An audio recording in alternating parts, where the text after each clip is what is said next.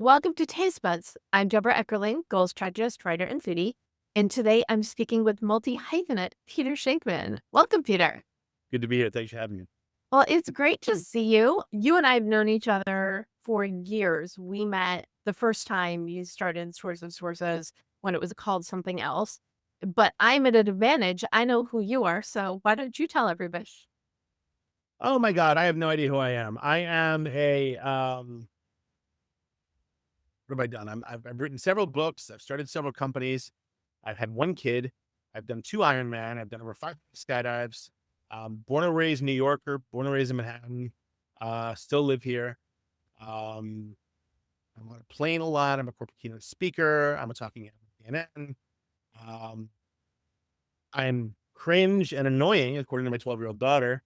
Uh, So yeah, I did pretty much do a lot of that. So every couple months, I will put on Source of Sources looking for new foodies just to expand, the people I know. And I was really excited because you replied before the latest query went out. I'm like, cool, Peter wants to talk about food. So, what is it that you love so much about food and the process of cooking? Food and the process of cooking together bring people together. It is something that, despite there being thousands of ways to rush it, whether it's a microwave, whether it's a dehydrator, whatever, um, the process itself is pretty much unchanged for millions of years. And to be able to take a whole bunch of different ingredients and create something that is not only good to eat but good for you. Um, I used to think it was just about creating food that I enjoyed, and then I had a kid, and I realized the bar is actually not so much food you enjoy, but food they'll enjoy. Um, I think I was 2, or no, I think she was 2 or 3 maybe, when I was informed that my scrambled eggs were too yellow. Um, I was also informed once that, um, the butter on the toast wasn't buttery enough. So, when you're able to hit the jackpot. Oh, and she also cried after spilling milk. She literally did the thing. Um, She cried over spilled milk. exactly. So, I remember recording it. I'm like, "You crying just spilled milk? Like, really? 'Cause you're doing the thing." Um, but, it's to create a meal that she actually likes and that we sit and eat together after having cooked together is a lot of fun. And, for me, there are a few things in the world as good as that.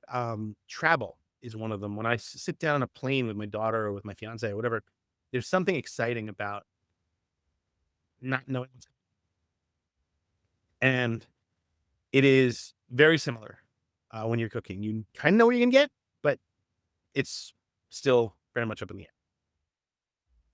And literally, if you're on a plane. Mhm. I'm still a little bit stuck on the eggs are too yellow and the butter is too buttery. Yep. Welcome to kids. Yeah, excellent. Well, isn't that, you're not supposed to actually, maybe it's a grown-up thing, use the word in the definition as you're trying to describe it. No, what else? I mean, she said, God, she's done millions. We went for, Pinkberry one night, and they're eating it. She's digging in with her spoon, and she's trying to pull it up. I said to her, I said, "You realize if you do that, it's gonna explode on your face, all over her face." And I think 50% of parenting is just looking at her going, "What did we learn?" But the beauty of it is I have ADHD, and so when you're a parent with ADHD, it's like being an 8-year-old, but with means, right? Because, like, one night we're walking home from school or walking towards the subway after school, and she goes, what are we having for dinner?" I said, "I don't know. I figured we'd eat on the plane." She goes, "What?" Like, "Yeah, I tell you, we're going to Paris." She goes, "What?" "Taylor Swift is performing on Saturday. I thought you'd want to see her." I just lost it on the subway. That's fun. It's this premise of being able to create magic moments, and so many of those magic moments, happen over food.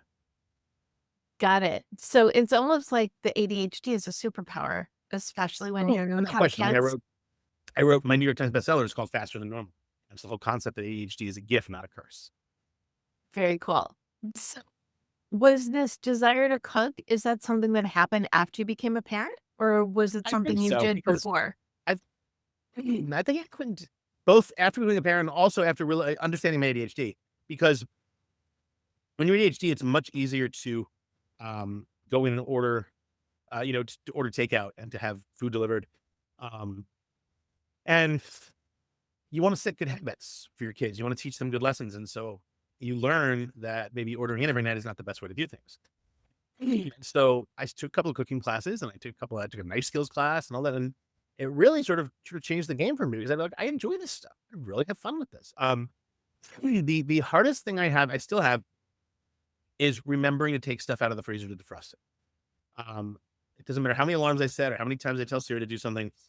Um, if there is chicken to be defrosted in the morning, I will leave my apartment without taking it out of the freezer and remember it about 2 hours later. And then by the time I get home, of course, it's not going to defrost in time. So I constantly have so many uh, frozen chicken breasts and frozen steak and frozen hamburger meat because I keep forgetting to take it out and defrost it. Um, Other than that, I love everything about cooking. And so how do you think, having ADHD helps you be a better cook?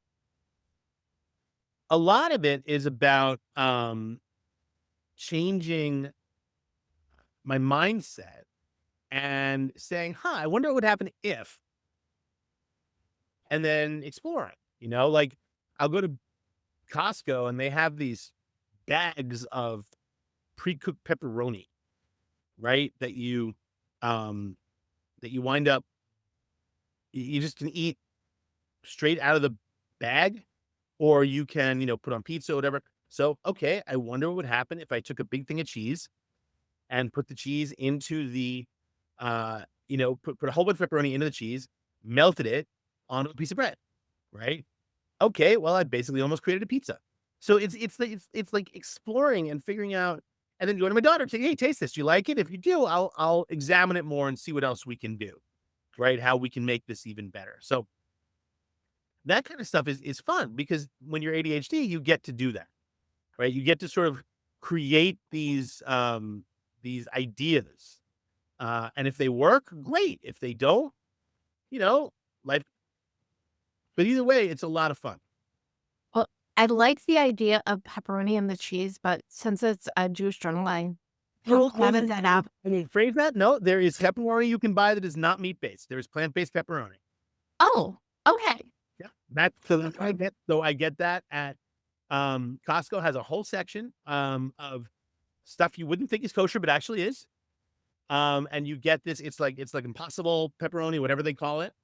And yeah, it's plant based. Oh, okay. Well, then we're good. I love that. And so what is the I was gonna say, what is the craziest concoction you ever came up with? Or should I ask what is the tamest? The craziest is we created something called uh, Daddy's Heart Attack Sandwich, which we pressed um, tater tots into the waffle iron to make these slices of bread made out of tater tots. And then we put tons of cheese and the fake pepperoni and fake bacon and tomato sauce and basically more cheese and more tater tots. And we just made this. I actually made a video about it on Instagram. This monster sort of heart attack sandwich type thing. And it probably had, 84,000 calories, whatever, and could kill you by looking at it. But my God, we enjoyed that. Oh, well, I love the waffle iron because you can waffle so many Oh, things. almost anything, yeah. You're right. So what else have you waffled? Well, ironically enough, our dog's name is Waffle. Of But course. and we have not waffled him, but Thank goodness. we we it's fun to do. Take these sort of carb light wraps that you can make, you can make wrap sandwiches out of, and you can actually waffle them. And they become a little crispy and they become little, have little holes in them. And then you can put like some eggs and some cheese into the carb wraps. And then once it's wrapped up, it becomes a little more crunchy, waffle in it, and then drizzle some maple syrup over it. Ooh. Well, I'd imagine you need to cook the eggs first because Right, this of one's course, yeah, got we leaky. make some scrambled eggs, put them in the waffle, yeah. Okay. Well, I have been known to make eggs in the air fryer. I do that too, yeah. An ex-girlfriend once taught me about how to make them in the microwave, that works too, but yeah, any way that works. What I've done is I'll, like, scramble the eggs and then put a tortilla on it, Yep, so the eggs do not splatter everywhere. Ask me how I know that. It's instant breakfast sandwich, and so your daughter likes to cook with you as well? she does. We have a lot of fun. We enjoy what's nice now is she's old enough to make her own breakfast. And even in some cases make her own lunch, right? So we've started experimenting with salads and things like that. And I think the fun of cooking, people forget that it can be fun. They look at it as a chore, but when you look at it as fun, not only is it delicious, you have a family activity, right? The Not only is it a family activity, but it's something to look forward to, right? Not a lot of things that we get to do during a regular day on like a random Wednesday do we really get to look forward to, right? We have school, we have homework, I have work, whatever, the gym, but knowing that when she gets home, we're going to try a new recipe, we're going to make something new and fun. That's exciting, and that is something to look forward to, and helps get through the day. Nice. In what way do you feel like your Jewishness has influenced your love of food? I had a grandmother who was famous for making several things, including chopped liver, and where I developed my love of chopped liver, which is not something you think many people love, but I love it. Come Passover, and she passed it down to my mom, and I know how to make it now. It's so good. But if you were full when grandma was making dinner, full meant you have at least 2 more servings that you have to eat, and to be done before those 2 servings, you had to shoot grandma. Um, like, literally, the only way to It was not an option. no, the only way to stop was to pull a gun on her, and, she was this wonderful, wonderful woman. She passed away at 98 years old, and, I always remember that one of the things I learned from her, I mean, I learned so much from her. One of the great things I learned from her was that you can make you don't need to change the world to make something amazing. Um,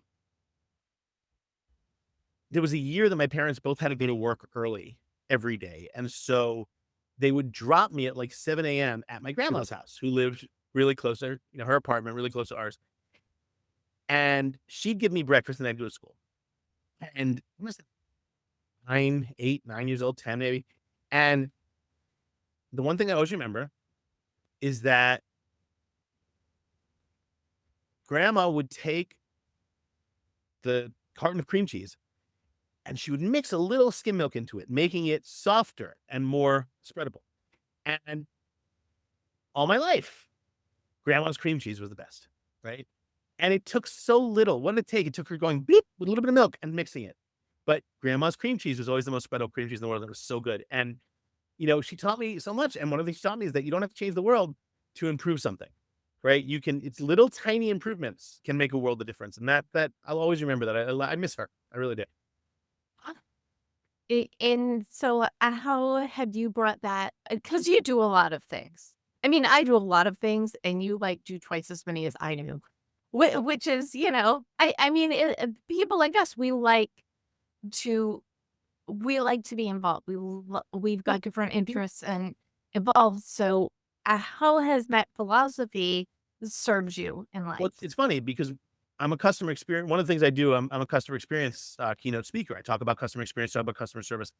And one of the things I try to explain to people is I don't need you to be awesome, right? I don't need you to spend $50 million to improve your customer service. I need you to suck slightly less than everyone else.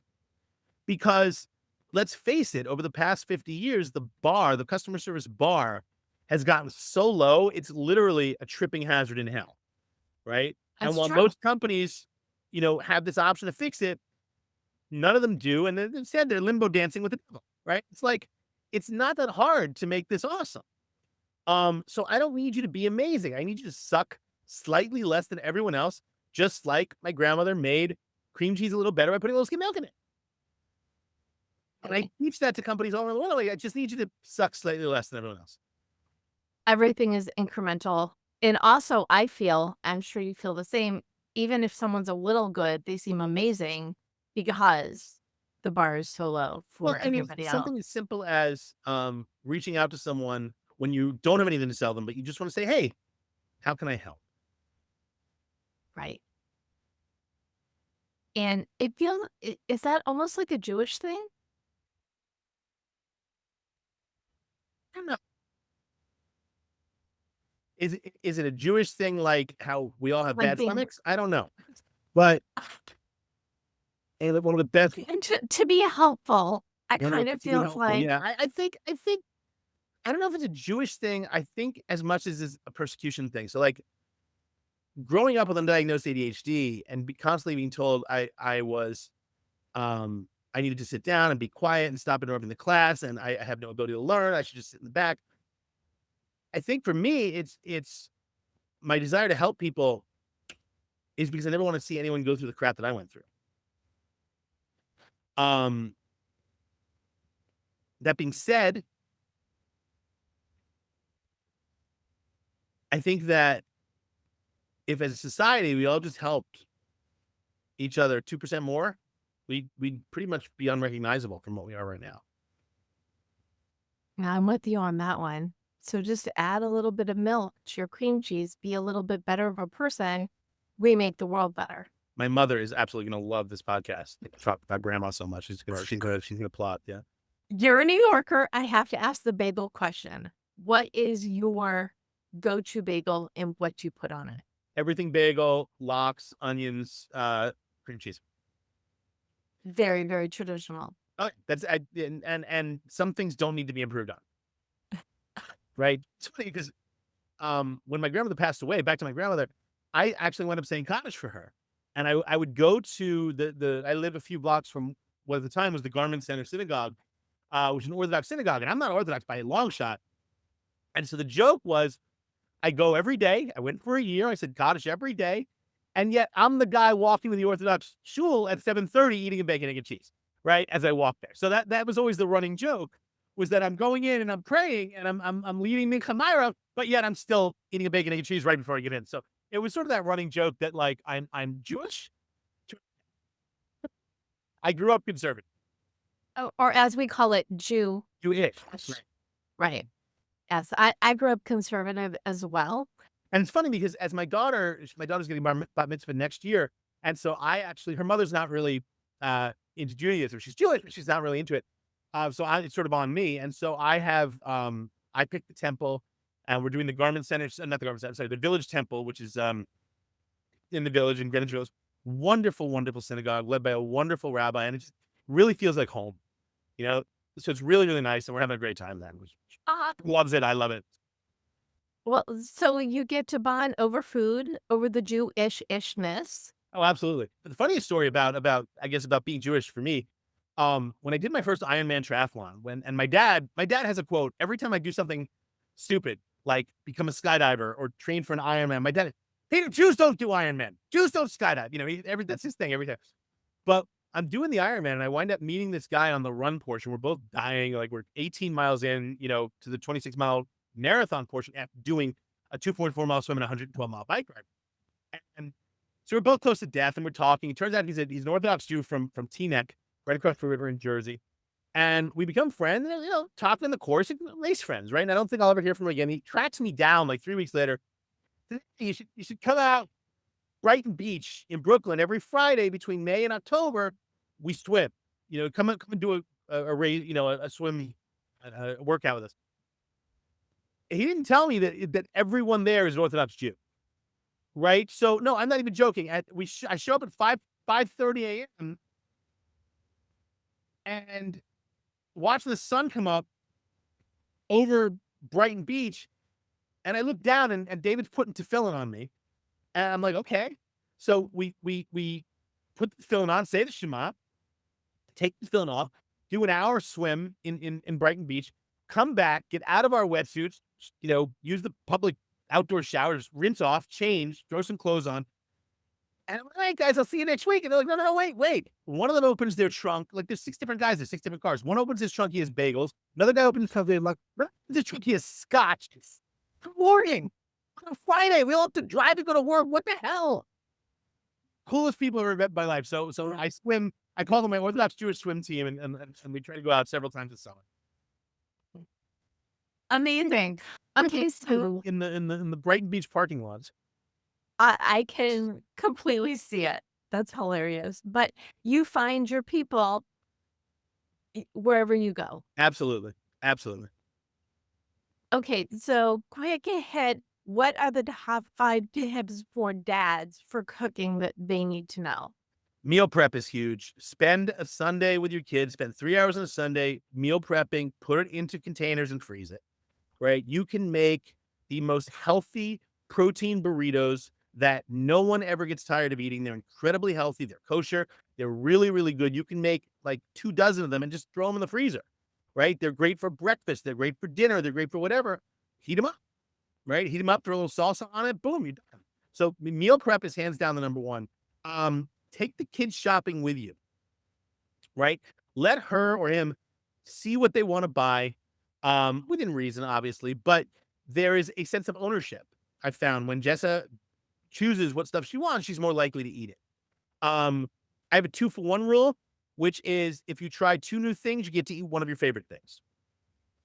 Right. And some of the things she's tried have actually become her favorites. Kid loves sushi. Um, one day a week should definitely be a cheat or comfort food. Like without question, one day a week we're ordering pizza or we're ordering burgers, something like that.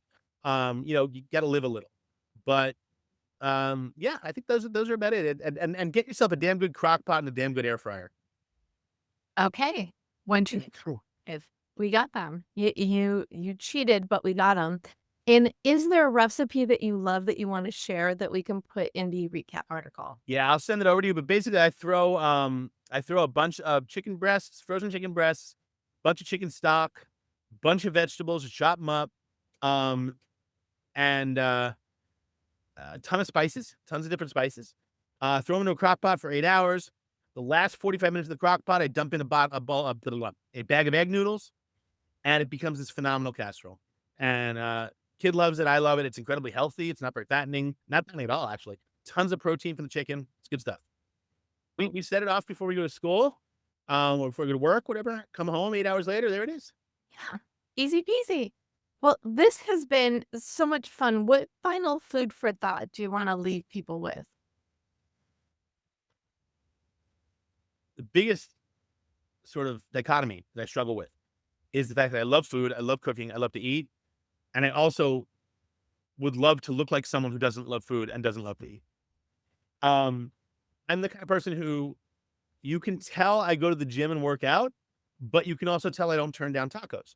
So I think the key is moderation. Um, One of the best quotes I heard came from one of my trainers. He said, "You'll never be able to out train a bad diet." So if you figure out a way to cook and eat foods that you actually enjoy eating and that are healthy for you, you're doing your future self a huge favor. Love that. So you are one of the achievers I interviewed for 52 Secrets of Goal Setting and Goal Getting. And I remember your tip is all about future you. Yep. So I love that your final food for thought is also in alignment. Well, yeah, I mean, I've tried to teach my daughter that when we're at the supermarket, if my grandmother wouldn't have recognized it as food 80 years ago, she shouldn't buy it. Okay, so anything that's too Processed or, I was gonna say neon colored. right, exactly. Like she'd recognize what an orange is, right? She'd know what a banana is. She'd know what steak is. She'd know what chicken is. She probably wouldn't know what, processed Funyuns are or, you know, peasants in the 1500s lived their entire lives without ever having nacho cheese. I think it's okay. And we know you love top liver. What are your other top Jewish foods? It's funny. The one thing I hate more than anything else in the whole world is borscht. I never liked borscht. My mom used to make borscht all the time, and it physically makes me gag. It's the only thing I can't eat. I love give me brisket any day. Um, as my parents have gotten older, our Passovers are now more catered. But my mom used to make brisket all the time, and it was so good. And so yeah, never turned that down. And I had an addiction to those. You get them at Passover, those little The fruits, orangey, the little fruit slice candy fruit things. slices. I literally would eat a box of those, and I couldn't understand why I'd crash out 2 hours later with a massive headache. Never made sense. Yeah, that stuff was always awesome. And then I I do a pretty good fried latke. Awesome. Okay, so I am very hungry, but that was to be expected. Thank you so much, Peter. Where can people learn more about you and all the gazillion things you do? So I'm online everywhere at Peter Shankman except Twitter. But you can find me on Instagram, Threads, LinkedIn. My website is shankman.com. And I actually answer all my own emails. My email is peter@shankman.com. I answer my own emails. I don't book my own calendar because my assistant won't let me, but I do answer all my own emails. Well, it is always so good to catch up with you, Peter. Thank you so much for joining me. Thank you for tuning in to Taste Buds with Deb. Don't miss an episode. You can subscribe on YouTube, iTunes, and or your favorite podcast platform. And if you go to jewishjournal.com/podcast, you will get the recipes and read the articles that go with each episode. And you can learn more at tastebudswithdeb.com. Until next time, bon appetit.